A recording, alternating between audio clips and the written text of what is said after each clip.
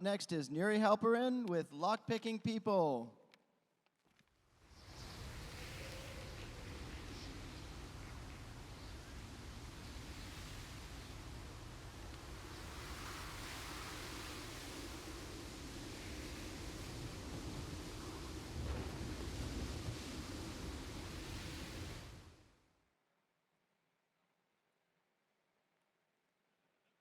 This is a lock.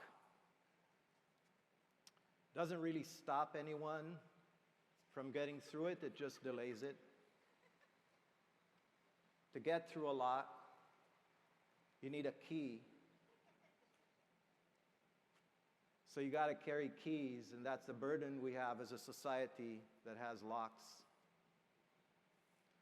And that could be a nuisance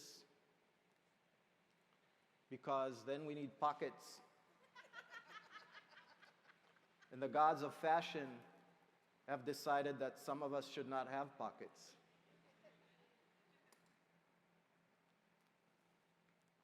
Pockets aside, locks are kind of Schrodinger's cat.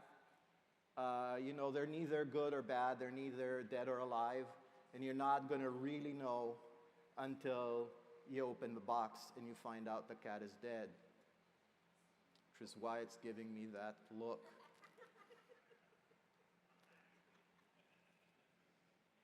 Anybody else have it happen? Like, you don't really know, you think the lock is good for you, it protects your stuff, but you're like on a road trip for 10 hours full of Mountain Dew and truck stop hot dogs, and for the last 4 hours you had to go to the bathroom, but you thought, I'll make it home, And then you get home and you're like so concentrated on holding back that you're shaking and you can't find.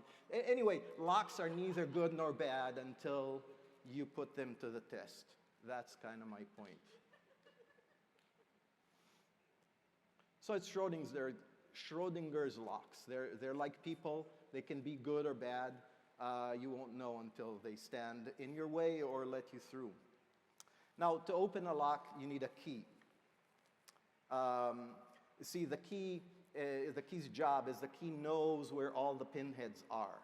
And the pins start wherever they are, and the lock knows, the key knows where they should be. And when they're all perfectly aligned, then, things can move forward. It's on the shear line, and you can twist the lock, and things open up.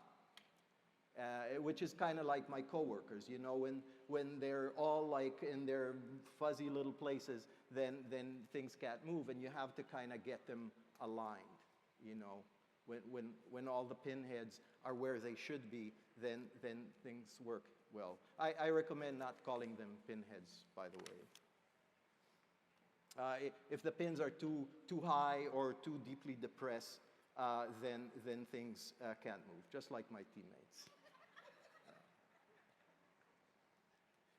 So anyway, lock picking. So picking is about like jiggling things so that makes beautiful music. It's about like making everything kind of in order so that we can move forward. And you don't really know how the alignment's going to be. You don't really know until you kind of play with it and listen for the right sounds, and then when it clicks into place, you will know you've arrived. But until then, you just have to kind of play the game. There's no two ways about it. Now, with the lock, what you do is you use a little metal rod, and you move the pinheads up and down until they align. HR told me not to do that with people. So don't do that with people. You heard it from me. Yeah, not recommended. So anyway, instead you need to kind of do the song and dance with each of your colleagues and do it gently because HR is watching. You just have to get them there with light pressure, as I'm saying, no metal rods, and maybe some persuasion, and maybe showing the way because that's HR approved. There's no guarantee. Sometimes it's quick. Sometimes you have to go back and forth between people, and sometimes it never happens. So that's just part of the game. Now, wait a minute, this is silly. You say, well, you should just have a key, right? If the key knows where all the pinheads should be, sorry, colleagues, then I should just use the key, and then things are aligned and things work. But the problem is that each problem in each lock has a different characteristic, different place where the pinheads start. And that's why you can't use the same thing that worked yesterday. It's better to get better at picking and knowing how to move things and align people to where they need to be. So that's kind of recommended. And again, no metal picks. HR is watching. So yeah, I mean, that's kind of lock picking in a nutshell. And when you learn to jiggle people into place without metal rods, you keep your job. And when you learn where everybody is and how to play with them so that we're all aligned, then we can move forward and the doors open before you. Thank you very much.